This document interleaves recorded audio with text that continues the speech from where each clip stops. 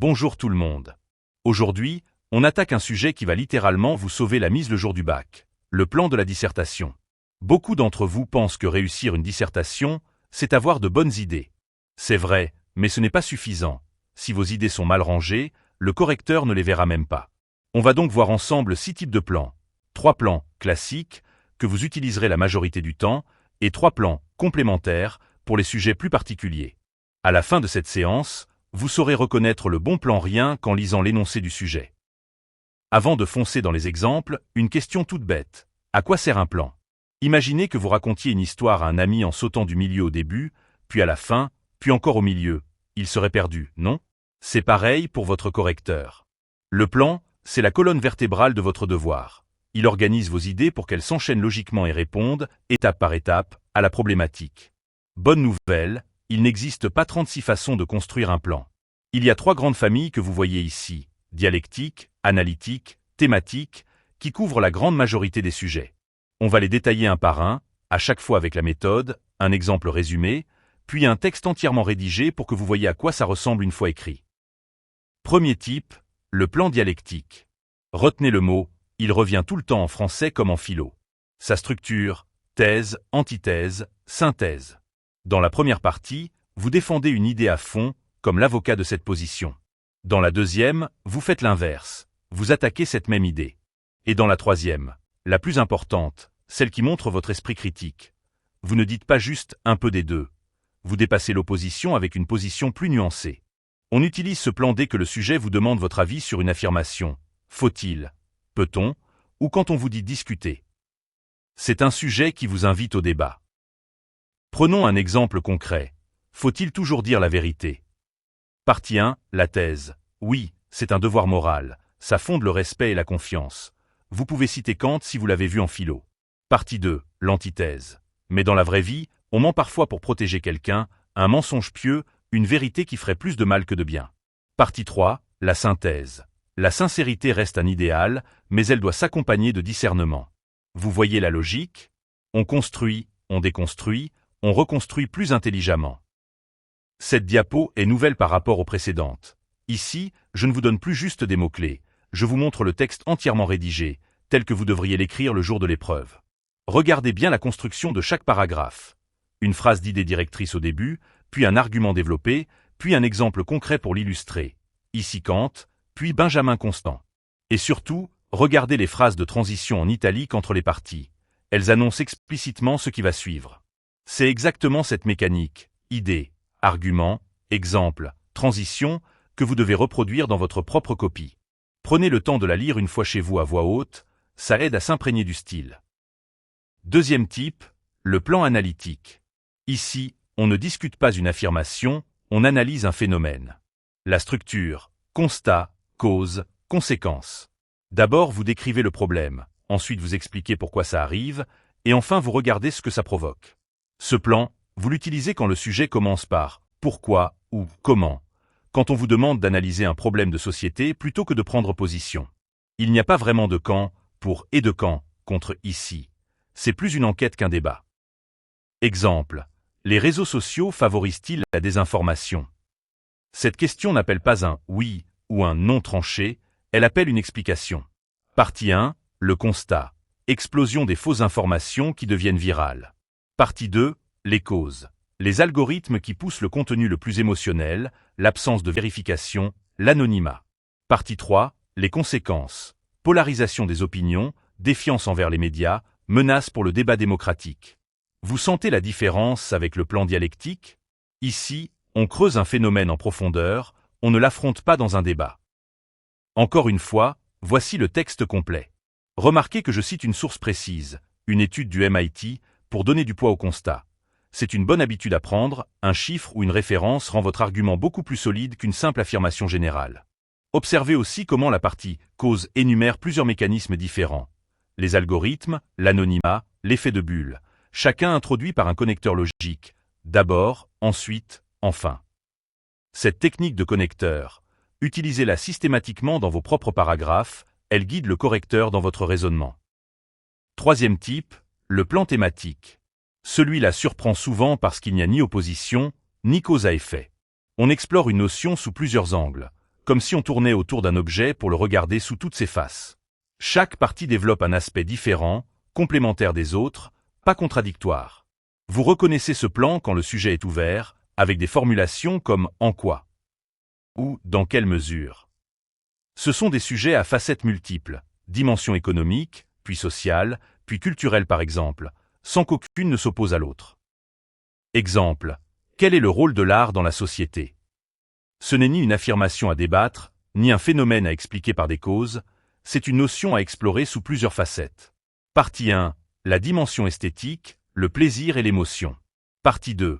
La dimension sociale, le lien entre les gens, l'identité collective. Partie 3. La dimension politique, la critique, l'engagement. 3 angles différents, complémentaires, qui enrichissent progressivement la réponse. Voici la version rédigée. Remarquez la petite citation de Kant sur la finalité sans fin. Une formule bien choisie, glissée naturellement dans la phrase, sans être plaquée artificiellement. C'est ça, la maîtrise, intégrer une référence savante sans que ça sonne récité par cœur. Regardez aussi comment chaque partie s'ouvre sur une reformulation légèrement différente de la même idée directrice. L'art remplit une fonction esthétique, l'art possède une fonction sociale, l'art assume une fonction politique. Cette répétition structurée aide le correcteur à suivre immédiatement votre fil conducteur. Cette diapo, c'est votre fiche de révision en un coup d'œil pour les 3 premiers plans. Je vous conseille sincèrement de la prendre en photo. Pour chaque plan, vous avez sa structure en 3 mots, son objectif général, le type de formulation qu'on trouve dans le sujet et la logique globale. Le jour de l'épreuve, quand vous découvrez votre sujet et que vous avez un petit moment de panique, c'est ce tableau que vous devez avoir en tête pour vous orienter rapidement. Maintenant qu'on a vu les 3 plans classiques, il faut être honnête. Parfois, aucun des 3 ne colle vraiment au sujet. C'est là qu'interviennent 3 plans complémentaires, un peu plus spécifiques mais tout aussi utiles. Le comparatif, pour mettre en parallèle 2 éléments. Le chronologique, pour une évolution dans le temps. Et le concessif, pour nuancer une position sans construire une opposition frontale en 3 parties. Ce sont des outils en plus dans votre boîte à outils, à sortir uniquement quand la situation s'y prête. Le plan comparatif, structure en 3 parties, points communs, différences, bilan. D'abord ce qui rapproche les 2 éléments comparés, ensuite ce qui les distingue, enfin un bilan. Est-ce que l'un est plus efficace, ou sont-ils complémentaires? Vous repérez ce plan facilement. Le sujet contient souvent « comparer » plutôt que « ou bien ». Dès que 2 éléments sont mis face à face dans l'énoncé, pensez à ce plan. Exemple tout simple. Vaut-il mieux vivre en ville ou à la campagne? Partie 1. Les points communs. Dans les 2 cas, on cherche à répondre aux mêmes besoins. Logement, travail, vie sociale. Partie 2. Les différences. Rythme de vie, accès aux services, rapport à la nature. Partie 3. Le bilan.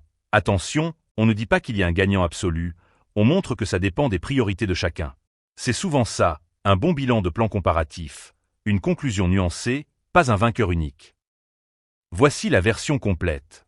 Remarquez la première phrase de la partie « bilan ». Aucun des 2 modes de vie ne s'impose comme objectivement supérieur à l'autre. C'est une formulation type à retenir pour tous vos plans comparatifs. Elle évite le piège du jugement tranché là où le sujet demande justement de la nuance. Gardez cette phrase modèle en tête, vous pourrez l'adapter à d'autres sujets comparatifs.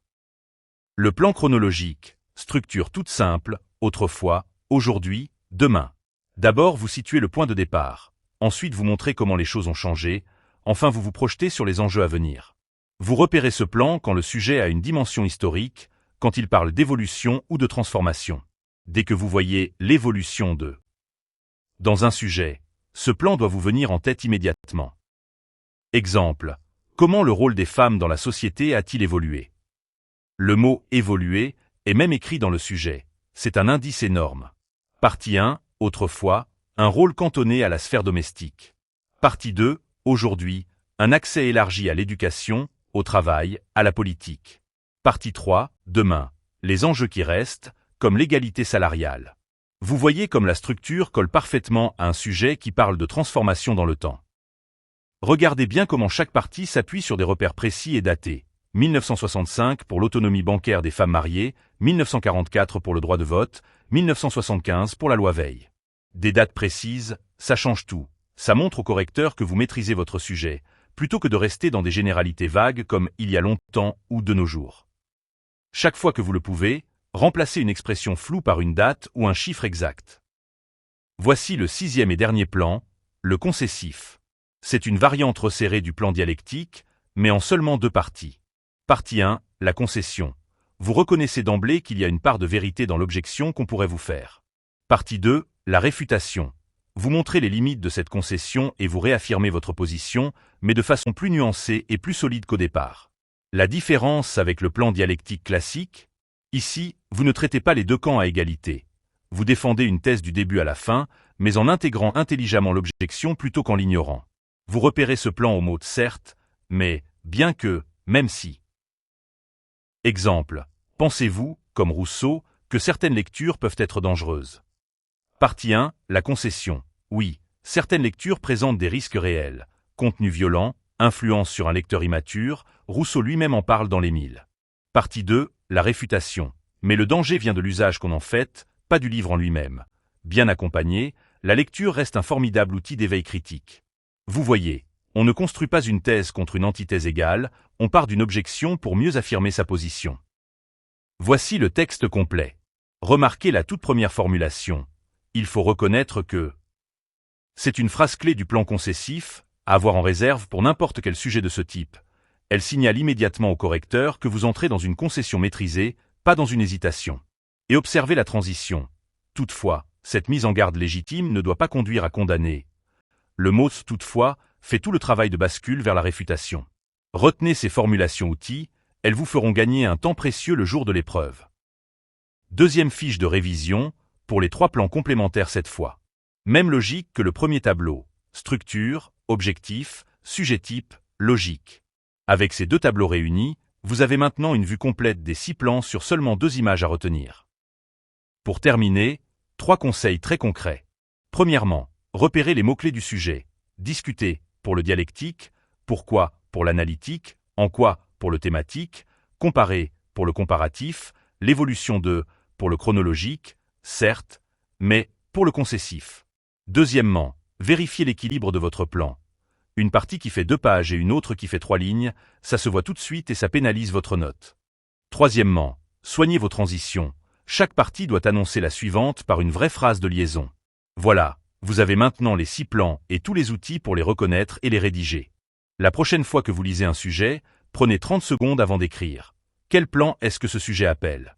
C'est cette habitude, plus que le talent, qui fait la différence le jour de l'examen.